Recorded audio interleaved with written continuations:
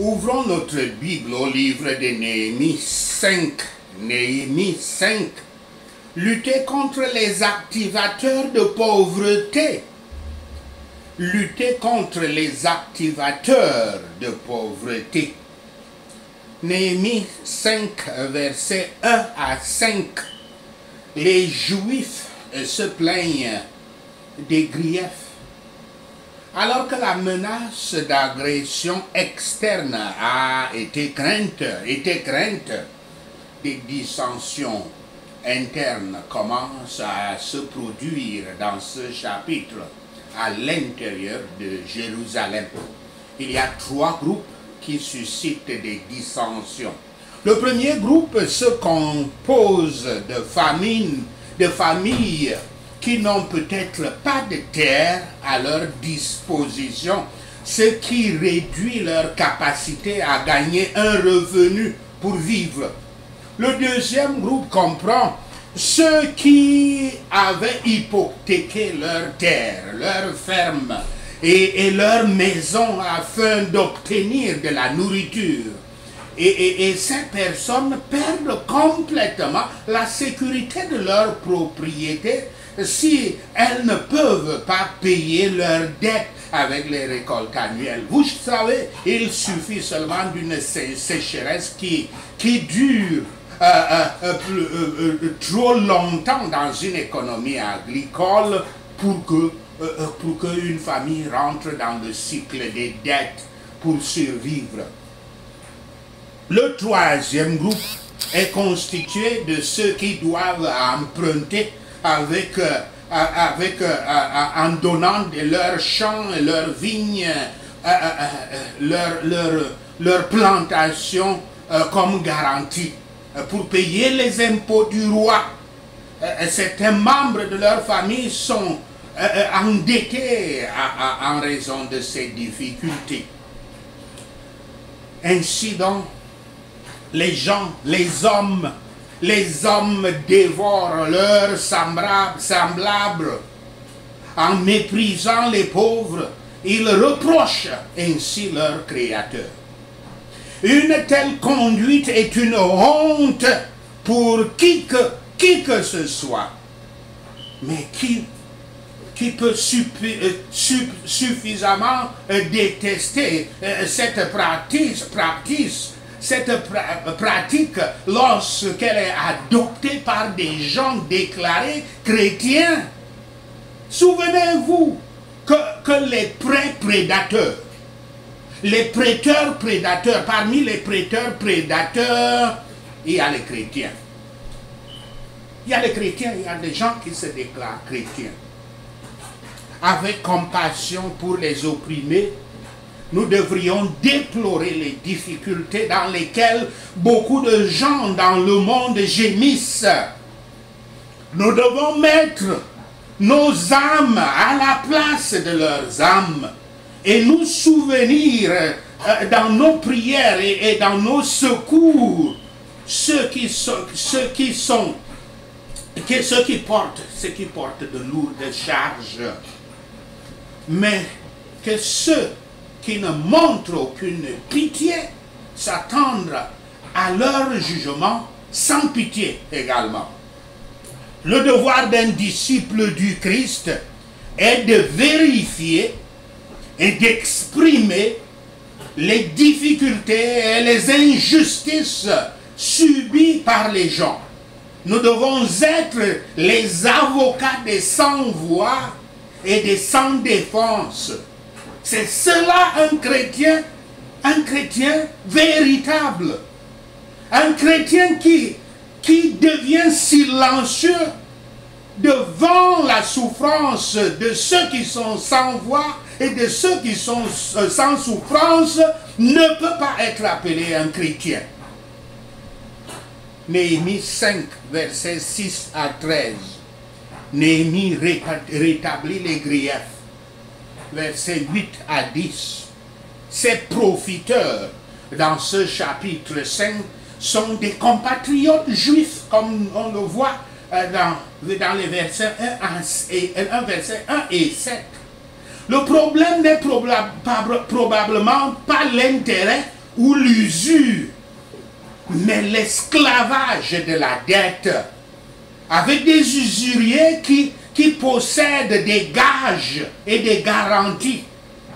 Apparemment, certains juifs avaient été vendus aux peuples environnants,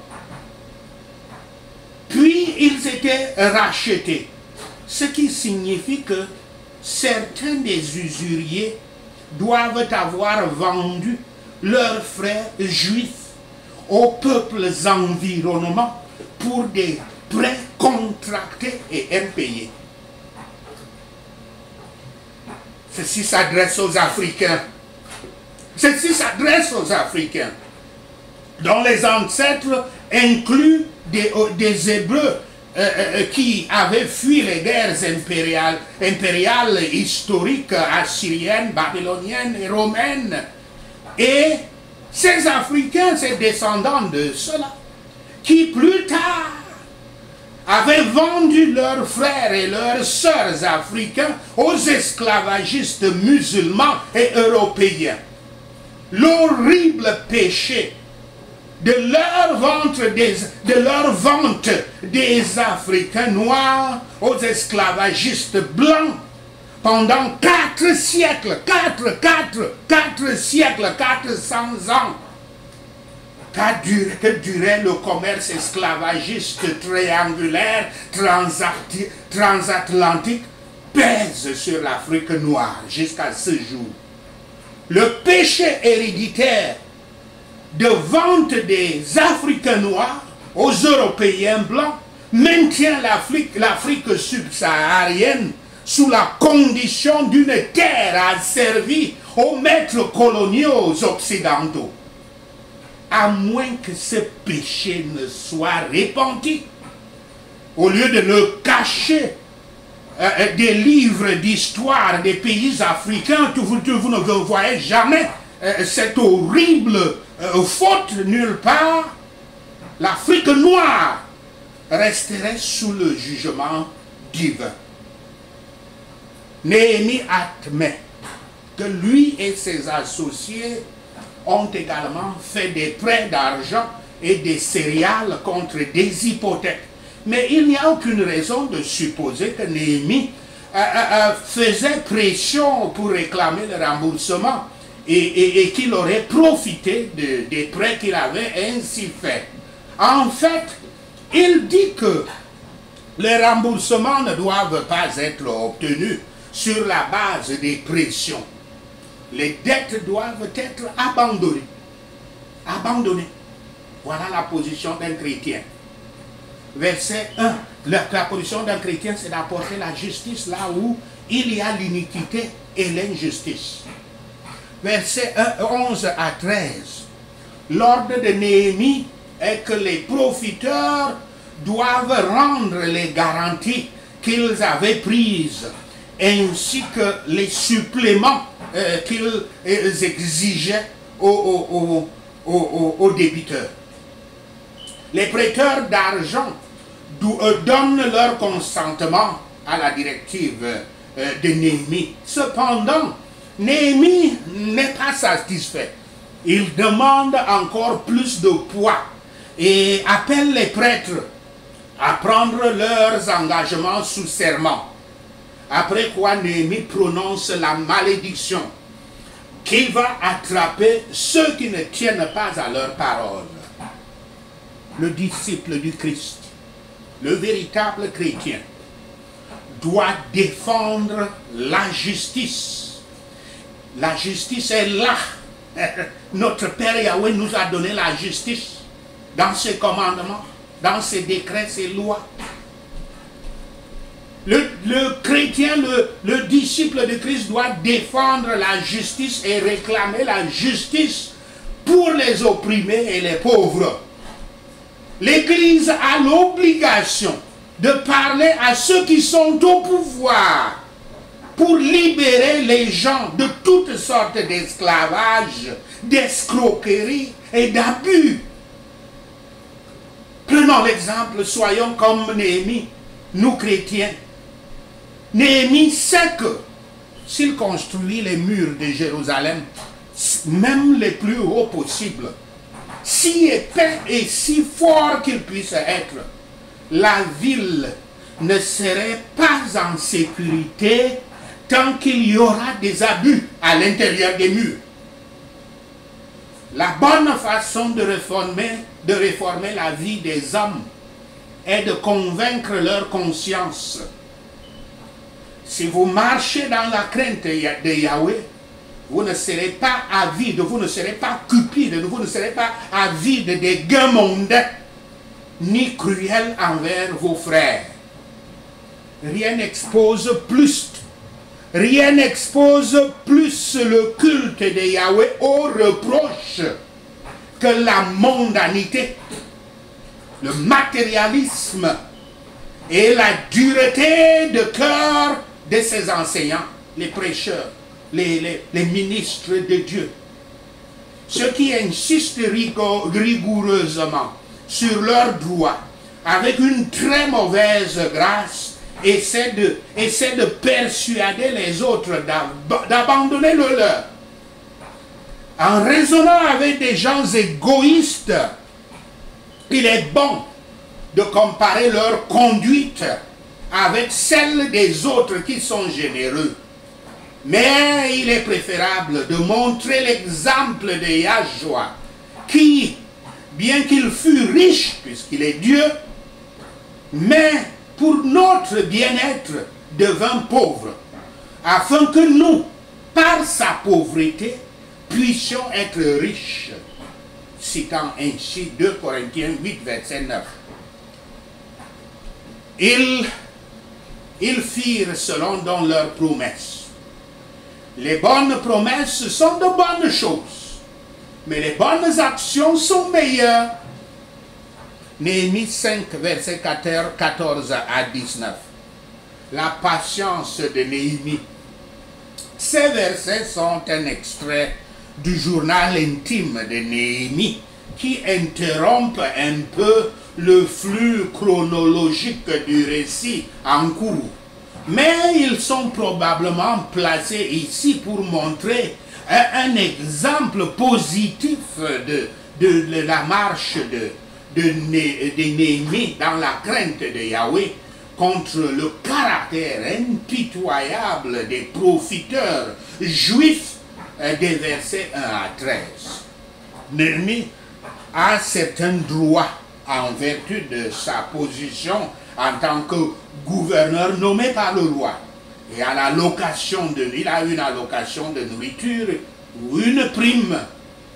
Mais il renonce volontairement à ses droits. Il le permet. Nous avons vu ça dans un exemple magnifique en Afrique, au Burkina Faso, avec le président Sankara. Il avait renoncé. Tout le monde, il avait amené tous les fonctionnaires à renoncer à leur salaire, à baisser leur salaire. Lui-même, le président de la République, il gagnait 200 000 francs CFA. Qu'est-ce que ça donne? Ça donne à peu près 2000 dollars. Il ne permet pas non plus à son personnel d'imposer ces allocations qu'il mérite aux gens, comme le faisaient les sous-fifres des anciens gouverneurs avant lui. Apparemment, Néhémie paie pour ses propres stocks, pour ses propres approvisionnements alimentaires, avec l'argent qu'il a, l'argent que lui-même, son propre argent, l'argent qui est destiné à lui-même, à sa famille. Ceux qui craignent vraiment Yahweh n'oseront rien faire de cruel et d'injuste. Que tous ceux qui sont dans les fonctions publiques se rappellent qu'ils sont bien placés pour faire le bien. Ils sont placés à leur poste pour faire le bien et non pour s'enrichir. Néhémie le mentionne à Yahweh dans sa prière. Non pas comme s'il avait mérité une faveur de Dieu, mais pour montrer qu'il ne dépendait que de Yahweh pour lui rembourser ce qu'il avait ainsi perdu et abandonner tous ces prêts qu'il avait abandonnés pour l'honneur de Yahweh. Néhémie avait évidemment parlé et agi comme quelqu'un qui se savait pécheur. Il ne voulait pas prétendre à une récompense comme si elle était une dette pour lui, mais à la manière dont Yahweh récompense avec une coupe d'eau fraîche donnée à un disciple à cause de lui, à cause de Yahweh. Le devoir des disciples du Christ est de s'assurer que les fonctionnaires publics agissent dans la justice et l'intégrité. C'est ça le devoir des chrétiens. La crainte et l'amour de Yahweh dans le cœur et le véritable amour des frères conduiront à toute bonne œuvre. Ce sont là des évidences propres, à la fois justifiantes. Et notre Dieu réconcilié considérera les personnes de ce caractère, qui ont ce caractère-là pour toujours, selon tout ce qu'elles ont fait pour son peuple, le peuple de Yahweh. Sachez ceci, et le Seigneur Yahweh vous bénira. Passons au point de prière. Les activateurs de pauvreté. Les activateurs de pauvreté sont des pouvoirs qui activent la pauvreté et la misère. Ils apportent la faillite dans des entreprises rentables. Ils introduisent des travailleurs souris qui volent dans les entreprises. Quand ils sont au travail, toute tentative de générer la richesse finit par se retrouver dans le livre d'histoire de l'échec. Les activistes de la pauvreté, comme il faut les appeler, utilisent tous les outils de la sorcellerie contre nous, y compris le vol, les alliances perverses, les flèches, les armes, les malédictions, les sorts, les manipulations et toutes sortes d'attaques. Prions contre les activateurs de pauvreté. Père Yahweh, souviens-toi de moi avec faveur pour tout ce que j'ai fait pour les gens au nom de Yahshua le Messie.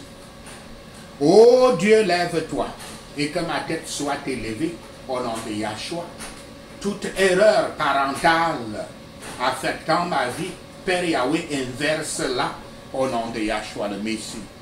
Toute pauvreté parrainée par la sorcellerie dans ma vie, évapore-toi par le feu du Saint-Esprit. Tout autel de pauvreté dans mon lieu de naissance, travaillant contre moi, soit brûlé en cendres par le feu du Saint-Esprit au nom de Yahshua. Tout prêtre satanique travaillant contre ma prospérité sur tout autel satanique soit consumé par le feu du Saint-Esprit au nom de Yahshua le Messie. Toute force et tout pouvoir de l'autel environnemental me souhaitant du mal, fane-toi par le feu du Saint-Esprit au nom de Yahshua. Aujourd'hui, je lève l'autel de la prospérité continue sur mon destin par le pouvoir du sang du Christ au nom de Yahshua le Messie. Toute forteresse de pauvreté physique et spirituelle dans ma vie soit détruite par le tremblement de terre de Yahweh au nom de Yahshua le Messie. Toute alliance dans ma vie renforçant la forteresse de la pauvreté soit rompue par le sang du Christ au nom de Yahshua le Messie. Toute forteresse de pauvreté où je vis maintenant et dans mon lieu de travail, je te renverse par le tremblement de terre de Yahweh au nom de Yahshua le Messie. Père Yahweh, crée des opportunités pour ma prospérité aujourd'hui au nom de Yahshua le Messie. toute parole négative imposant la pauvreté sur ma vie, je te lie et te chasse avec des chaînes de feu de Yahweh au nom de Yahshua le Messie. Esprit de pingre, disparaît de ma vie par le sang du Christ au nom de Yahshua le Messie. Toute arme de pauvreté tirée contre ma vie soit détruite par la puissante main de Yahweh au nom de Yahshua le Messie. Toute machine maléfique façonnée contre ma prospérité, Père Yahweh, fais-la exploser au nom de Yahshua le Messie. Tout pouvoir maléfique assis sur ma pauvreté, Yahweh El Shaddai, abat-le et annule-le au nom de Yahshua le Messie. Toute chaudière de pauvreté travaillant contre ma vie soit brisée par le feu du Saint-Esprit au nom de Yahshua le Messie. Je me suis retranché, moi et ma famille, de toute pauvreté héritée par le pouvoir du sang de Christ au nom de Yahshua le Messie. Toute stigmatisation de la pauvreté dans ma vie soit dépouillée par le sang du Saint, par le sang de l'agneau de Yahweh au nom de Yahshua le Messie. Tout pouvoir ajustant ma vie à la pauvreté soit terminé au nom de Yahshua le Messie. Saint-Esprit, ajuste ma vie à la prospérité au nom de Yahshua le Messie. Tout carcan de l'échec tenant ma destinée dans l'esclavage soit rompu par la main puissante de Yahweh au nom de Yahshua le Messie. Toute chaîne d'esclavage sur ma vie soit brisée par le feu du Saint-Esprit au nom de Yahshua le Messie. Toute semence de pauvreté, toute semence de pauvreté générationnelle sèche par le feu de l'Esprit Saint au nom de Yahshua le Messie. Tout pouvoir ramenant ma vie dans un lieu de pauvreté, Père Yahweh, ouvre la terre et qu'elle l'avale au nom de Yahshua le Messie. Tout fleuve satanique de pauvreté et d'échec, assèche-toi par le feu de Yahweh au nom de Yahshua le Messie. Tout autel de pauvreté préparé par mes ancêtres, brise-toi en morceaux irréparables par le tremblement de terre de Yahweh au nom de Yahshua le Messie. Toute assemblée de sorcellerie dans mon voisinage soit dispersée par le feu du Saint-Esprit au nom de Yahshua le Messie. Tout esprit territorial agissant contre ma prospérité soit lié avec les chaînes de feu de Yahweh au nom de Yahshua le Messie. Toute alliance de pauvreté faite par les vivants et les morts contre ma prospérité soit rompue par le sang du Christ au nom de Yahshua le Messie. Rends-moi mort dans l'alliance de la pauvreté, Père Yahweh, et rends-moi vivant dans l'alliance de la prospérité au nom de Yahshua le Messie. Toute flèche de la pauvreté enflammée contre ma vie, sortez avec toutes vos racines par le sang du Christ au nom de Yahshua le Messie. Père Yahweh, utilise mes prières de prospérité et donne-moi le mandat d'entrer dans l'alliance de la richesse au nom de Yahshua le Messie. Père Yahweh, donne-moi la force de cueillir la graine de la richesse qui engloutira la pauvreté dans ma vie au nom de Yahshua le Messie. À partir d'aujourd'hui, ma part dans la vie a changé, ma portion dans la vie a changé de celle d'un mendiant et emprunteur à celle d'un prêteur et donateur par la grâce de Yahweh au nom de Yahshua le Messie. Tout rêve de pauvreté parrainé par la méchanceté familiale disparaît maintenant par le vent d'Orient de Yahweh au nom de Yahshua le Messie. Toute flèche de ma fondation, de la famille, toute flèche familiale de la pauvreté soit enlevée par le feu du Saint-Esprit au nom de Yahshua le Messie. Toute barrière satanique conçue pour me retenir loin de ma position divinement assigné soit brisé en morceaux par le tremblement de terre de Yahweh au nom de Yahshua le Messie. Tout gaspilleur de ma prospérité, tout gaspilleur de ma prospérité devient impuissant par la main puissante de Yahweh au nom de Yahshua le Messie. Je possède tous mes avantages étrangers aujourd'hui par la grâce de Yahweh au nom de Yahshua le Messie. Toute onction de l'escargot sur mes bénédictions, effrite-toi et désintègre-toi par le sang du Christ au nom de Yahshua le Messie. Je maudis l'esprit de la pauvreté avec la malédiction de Yahweh au nom de Yahshua le Messie. Seigneur Yahweh, rembourse-moi 1 million de fois mes bénédictions volées au nom de Yahshua le Messie. Tout ce qui doit changer dans ma vie pour m'apporter la bénédiction, soit changé par l'épée de feu de Yahweh au nom de Yahshua le Messie. Père Yahweh, envoie tes anges pour déterrer et détruire toutes les racines maléfiques dans ma vie au nom de Yahshua le Messie. Aujourd'hui, je demande à Satan de me rembourser 7 fois mes biens volés par l'épée de feu de Yahweh. Merci Seigneur, au nom de Yahshua le Messie, nous prions. Seigneur, nous remercions d'avoir entendu nos prières. Père Yahweh, nous te remercions de tes réponses à toutes nos prières. Père, nous te rendons gloire, nous te louons, nous t'adorons. Nous bénissons ton Saint-Nom. Au nom de Yahshua le Messie, nous prions. Amen.